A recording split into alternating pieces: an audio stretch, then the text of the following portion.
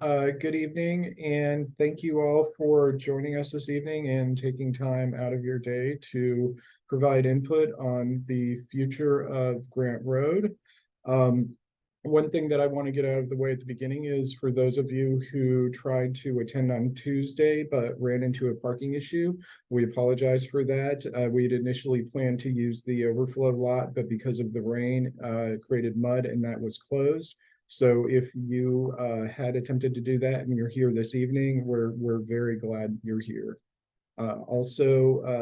Please note that the meeting is being recorded, and as we go through this meeting this evening, if you have any questions or comments, feel free to enter those into the chat function on the Zoom meeting. With that, I would like to introduce our project team members. These members are identified with an F before their name, which stands for facilitator. So with that, I'll turn it back over to you, Dan. Thanks, Carver. Yeah, appreciate everyone joining us this evening. I am Dan Bursick. I am the section manager for code development for the City of Tucson Planning and Development Services. I was one of the ones who also worked on the first iteration of the Grant Road overlay that runs from the area just west of Oracle to Park. Really happy to have you here. Thanks, everyone. Great, thank you, Dan. And Ina. Oh, Ina stepped away for just a second. Ian. Yeah, thanks, Carver. Ian Wan, lead planner with City of Tucson Planning Development Services. Happy to be here with everyone. Thank you, Ian. Amanda. Hi, everybody. Yeah, also with Planning and Development Services at the city. Thanks for coming out tonight. Jessica. Hi, I'm Jessica Janasek. I'm also a planner at the City for Planning Development Services, and really welcome all of your feedback. Thank you. Thank you. Jen. Hi all, Jen Teethaker. I am with Department of Transportation and Mobility on assignment to the City Manager's Office and here to help answer some potential questions about Grant Road. Great, thank you. And Ina? Hi everybody, Ina Ronquillo. I'm with Planning and Development Services. I'm the Public Information Officer. Thank you for joining us tonight. Great. Warren?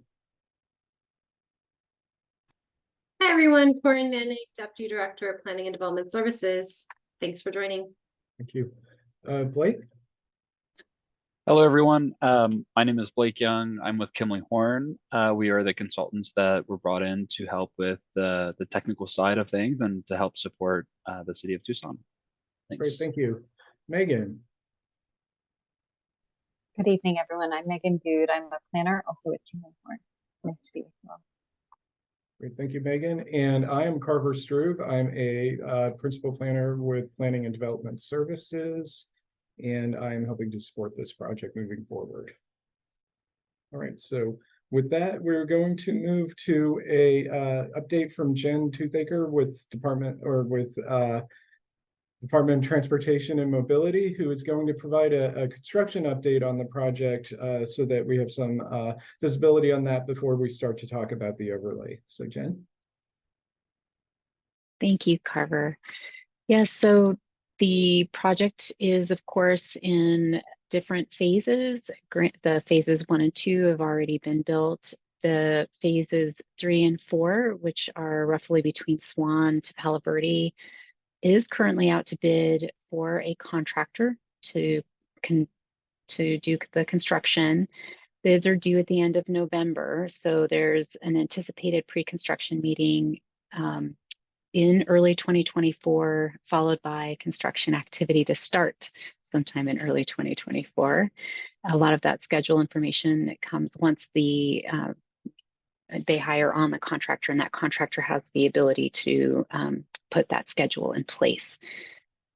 Grants 5 and 6, Palo Verde to Park Avenue. It is in the process right now of buying up the properties needed for the roadway project.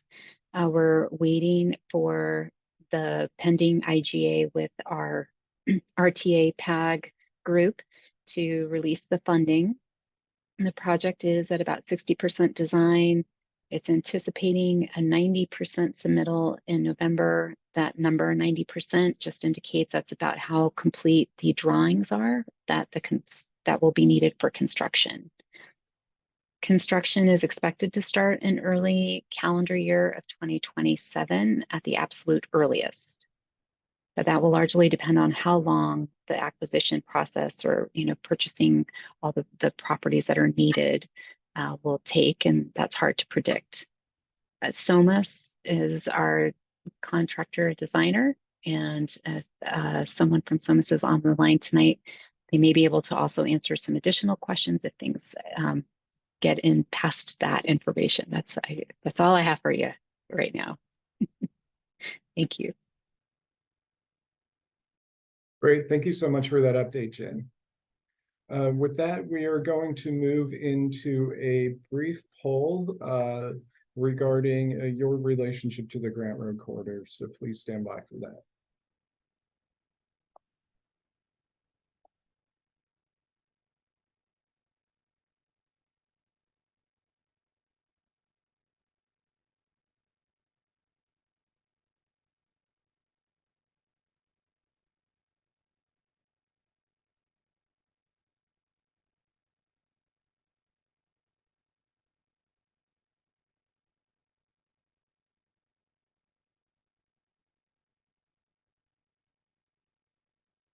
Right, thank you all. We're still getting some answers. Okay. So thank you all for participating in that poll. It looks like we've got a large percentage of people who live on the corridor, as well as people who own property on the corridor and regularly use it, either from traveling through or work. And I appreciate the feedback that you've provided on this poll. So thank you.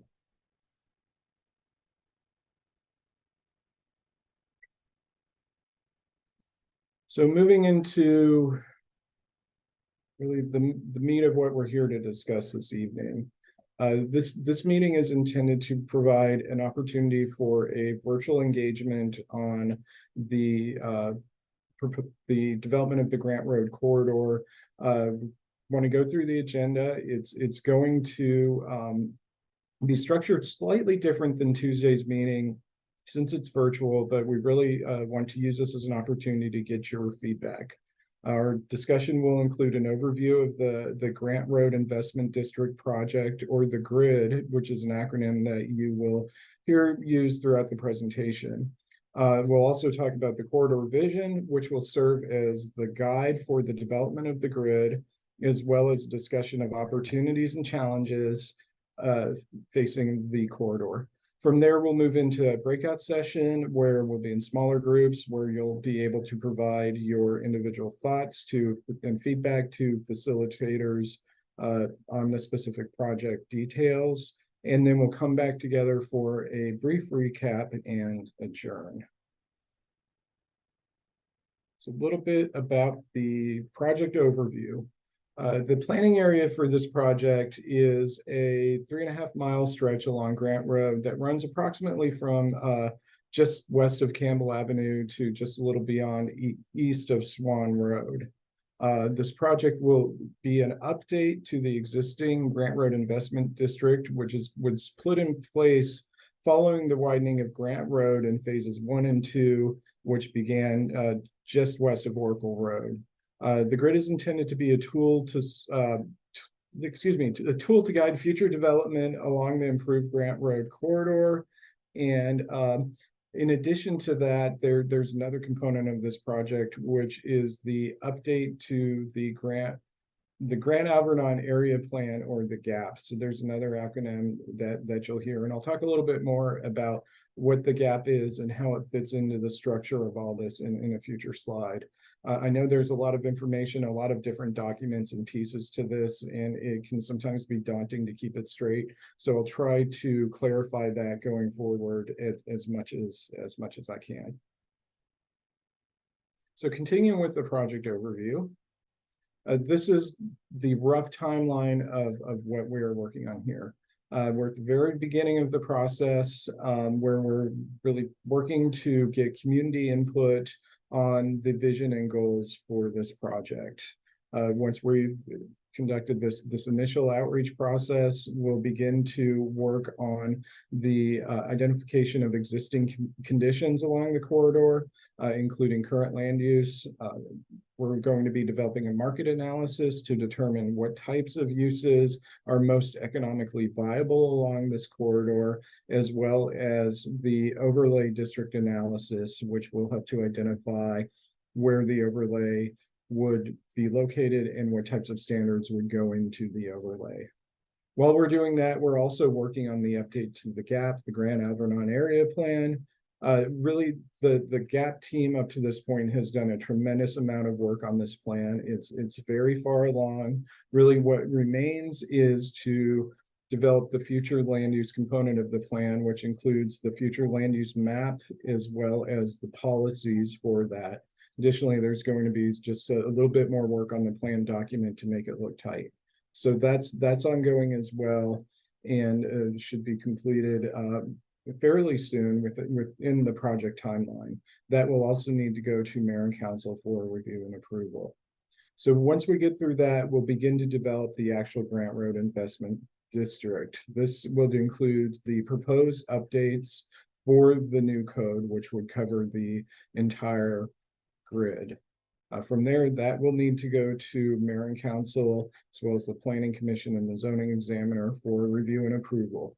This is a very high level overview of the process. I want to emphasize that there will be many opportunities for additional public engagement during this process as it moves forward. So this is simply the first opportunity for public engagement, but that will occur regularly throughout the process.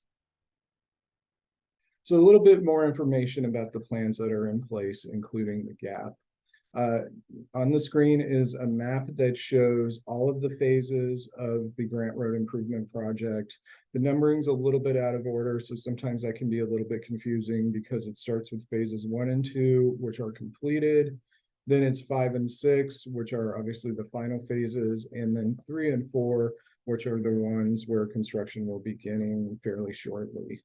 But as you see on this map, there are 7 existing neighborhood and area plans shown along the entire corridor. These plans help to guide land use decisions moving forward for the specific neighborhoods or planning areas. You see the large area in yellow on the right of the map. That's the Grant Alvernon Area Plan planning area that is included within the corridor. So that will be covered with the update. We have numerous other plans, particularly, Arcadia Alamo Area Plan, the Blenman Vista Neighborhood Plan, Craig and Keeling Area Plan, the Jefferson Park Neighborhood Plan, Unit 6 Neighborhood Land Use and Circulation Plan, and the University Area Plan.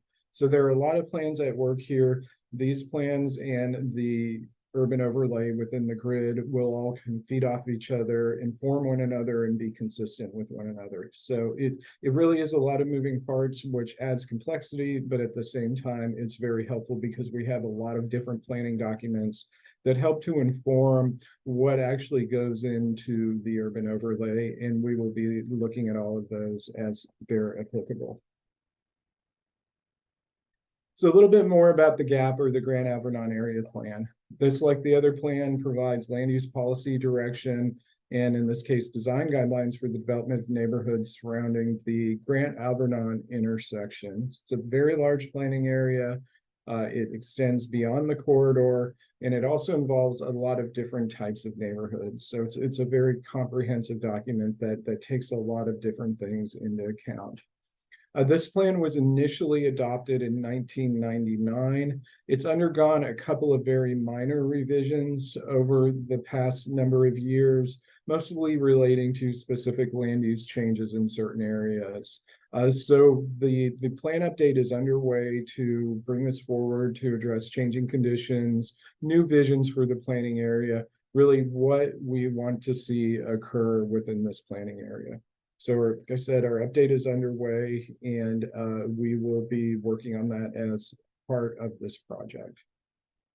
So In addition to all these neighborhood and area plans, there are some other larger plans that are in effect that impact this corridor.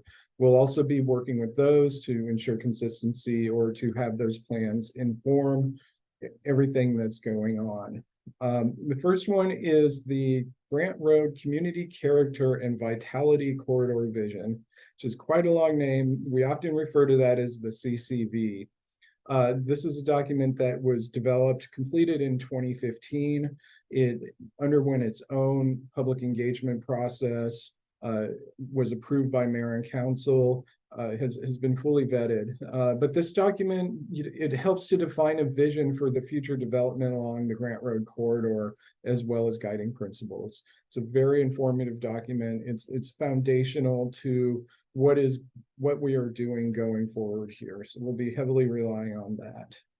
Additionally, we have the 2000 update to the Grant Road Improvement District. Going back to that map that I previously showed, this was the phases 1 and 2 of the overlay that are currently in place.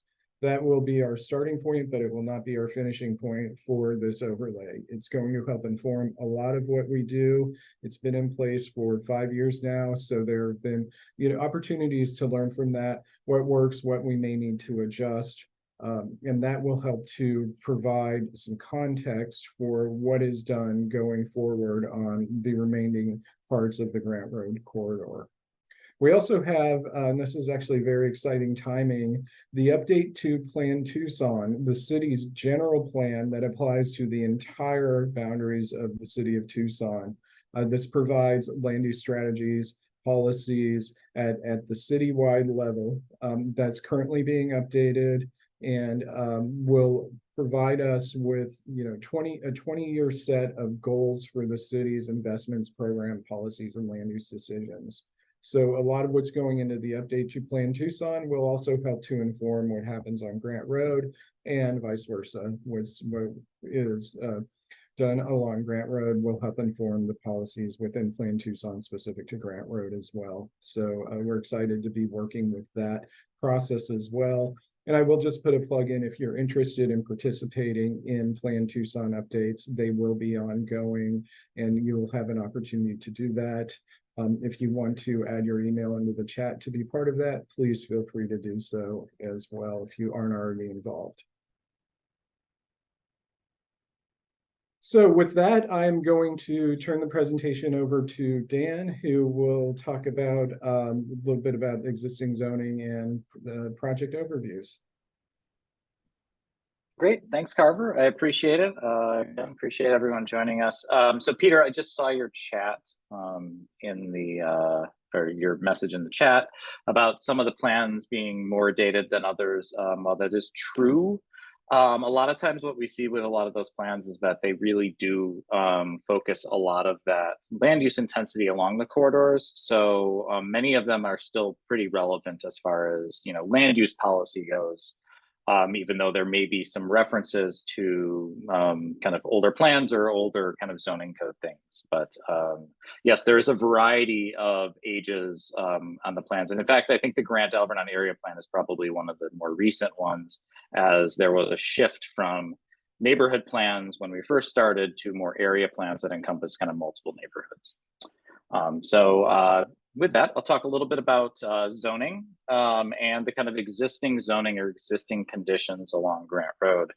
So the map you have in front of you really shows the zoning that we have along the corridor, really running from Campbell to Swan. And Campbell to Swan is really what we were directed by mayor and council to look at for this, this kind of zoning overlay tool along the corridor.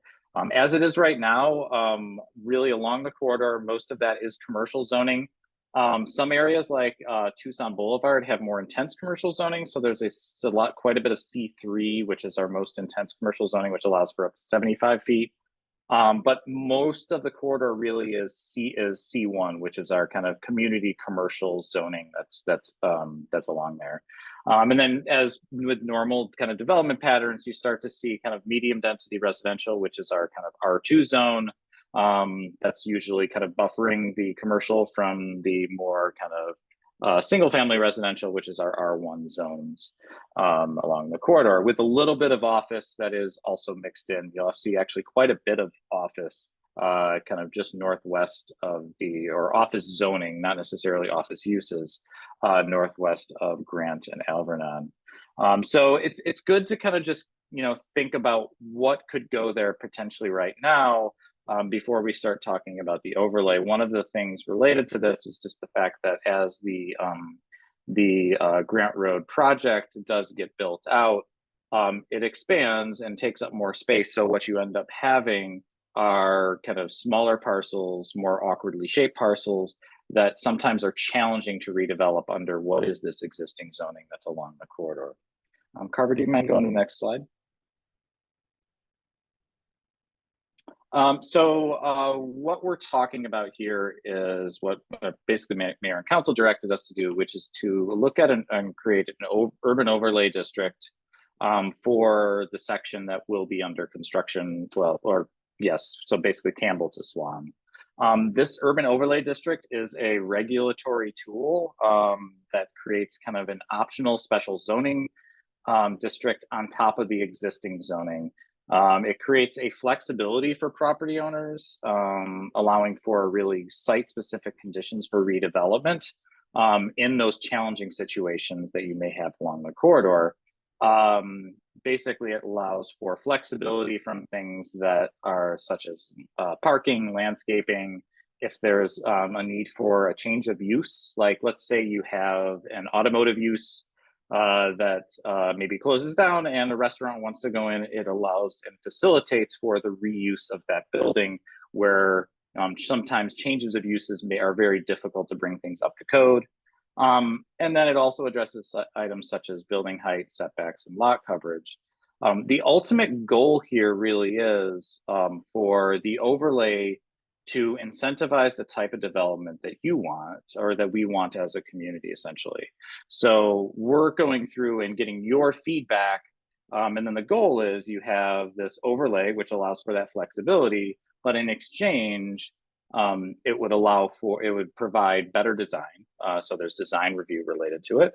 But it would also better reflect, the hope is that it would better reflect the community and community values. So things like being more pedestrian friendly, items that we've seen in other overlays that we have 4 other overlays, are things like requiring the building to be brought up to the street instead of having a big sea of parking in front of a building that's set back a long ways. For that, or privacy mitigation, or even sustainability features. I know in our Broadway or our Sunshine Mile overlay and our Main Gate overlay, and actually even the first portion of the Grant Road overlay, there's a menu essentially of sustainability features that a project is required to pick from to incorporate within that project. So what you have here is just kind of an overview of what that overlay is. What we're looking for really is, what is that vision that's going to guide the development of this urban overlay district? Next slide, please, Carver. So what we've done is, because there are so many plans, as Carver went through previously, then quite a bit of planning that's occurred along the corridor. We've created these kind of vision pillars, and if you've taken the survey, you've seen them in there. We kind of asked people about them, and we will be talking about these individually in our breakout groups.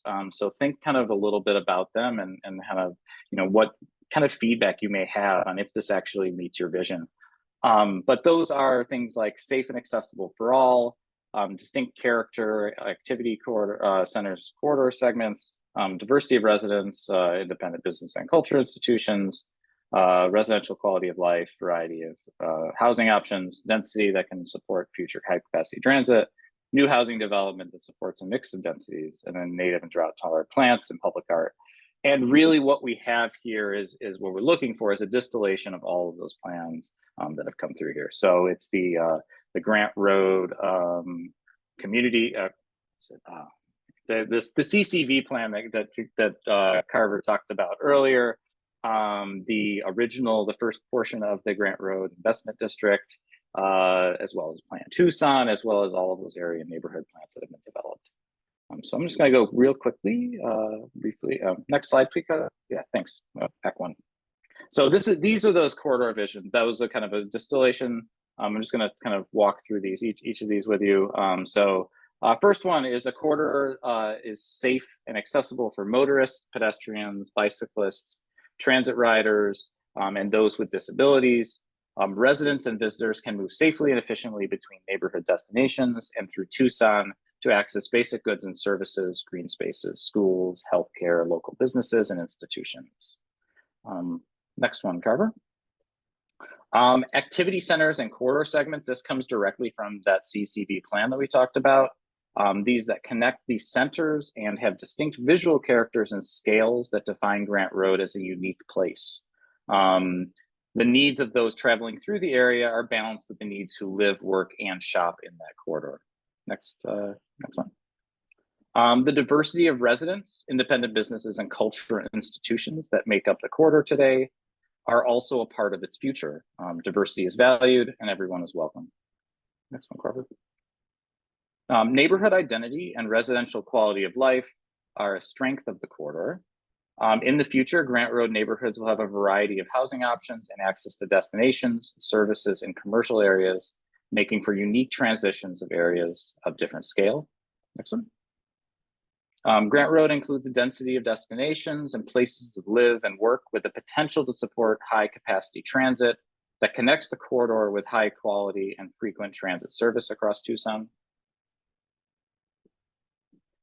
New housing development along the corridor prioritizes affordable housing in areas of opportunity in support of City of Tucson's housing affordability strategy and a mix of residential densities and to support future transit. I do want to pause here real quickly just to kind of mention, and I had intended to talk about this on the overlay portion, but one thing that we have done with overlays in two places at the very least, with the Sunshine Mile overlay and the infill incentive district, is that we have included bonuses to incentivize affordable housing to be included within projects. So if you were to, and this is something that we could potentially do on Grant Road as well, to help to try to incentivize more affordable housing or true need of the City of Tucson, to where you might be able to get a little bit more building height or a little bit more density in exchange for providing a certain amount of affordable housing with your development. Next slide. And then public and private developments include native and drought tolerant trees and plants, and public art to enhance community character and visual appeal. Great, thank you, Carver. Thank you, Dan. So moving on, after the pillars, we really want to start talking about the assets within the community that currently exist. And, identifying those along the corridor can help us to build upon the future that we want to create for Grant Road. Some of the assets that exist as identified on this map include schools such as the John B. Wright Elementary School, Doolin Middle, and Catalina High. Additionally, there are a handful of parks that are already along the corridor or close to it. These include Fort Lowell, classifying the Tucson Botanical Garden as a park. It's a little bit different, but functions in many respects similar to a park. There's also the Garden District Community Garden and the Loop and Pima pedestrian path. We've also got the St. Francis Cabrini Church, the Boys and Girls Club at Granton Country Club, and also Tucson Medical Center and the Martha Cooper Library.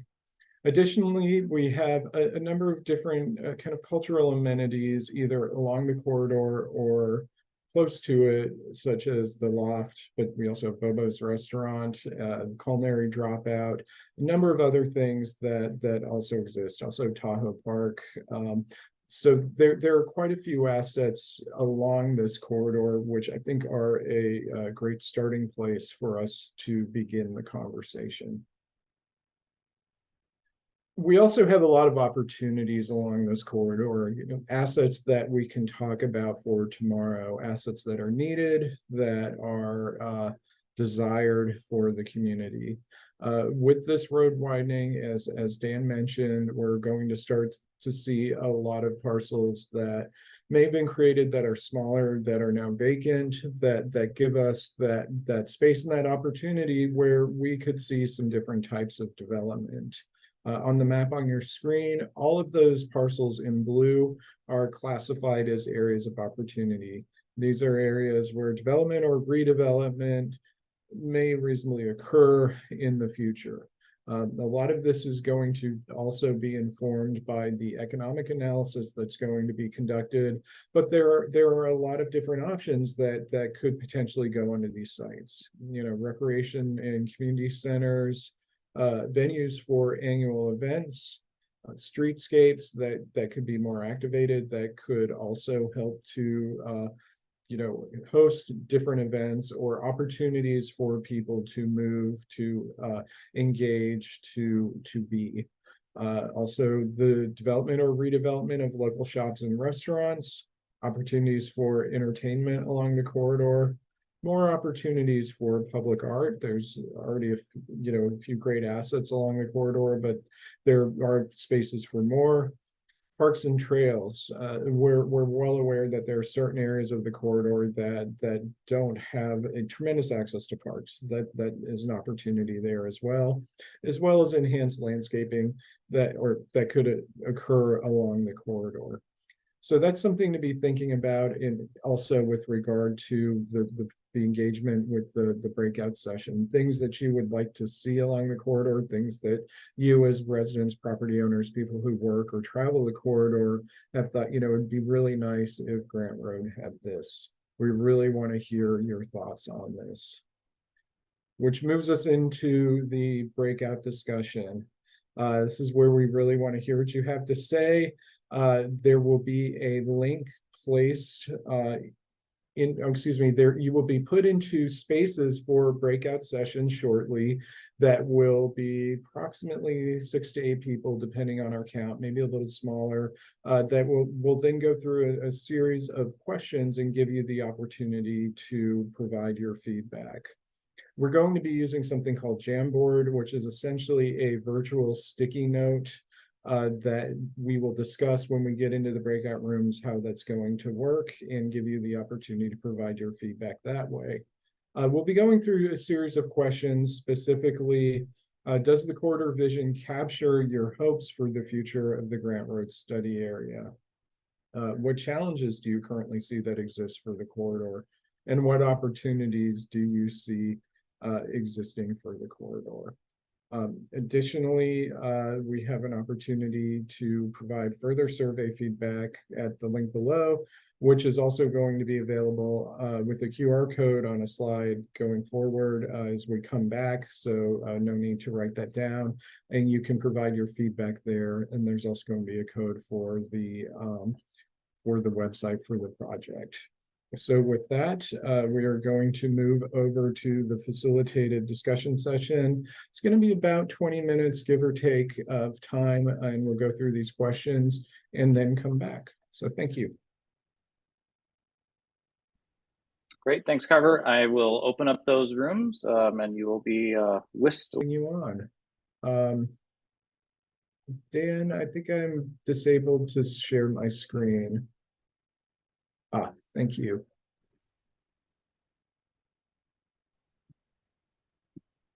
All right, how was that for everyone? Helpful, get some good feedback in. Yeah, it was good. Thank you, guys. Great, I'm glad. Okay, so earlier on in the presentation, I mentioned that there were a couple of additional opportunities to both get information on the project and also provide more feedback. On my screen now are 2 QR codes. The one on the left is for the project website, and the one on the right is for the survey.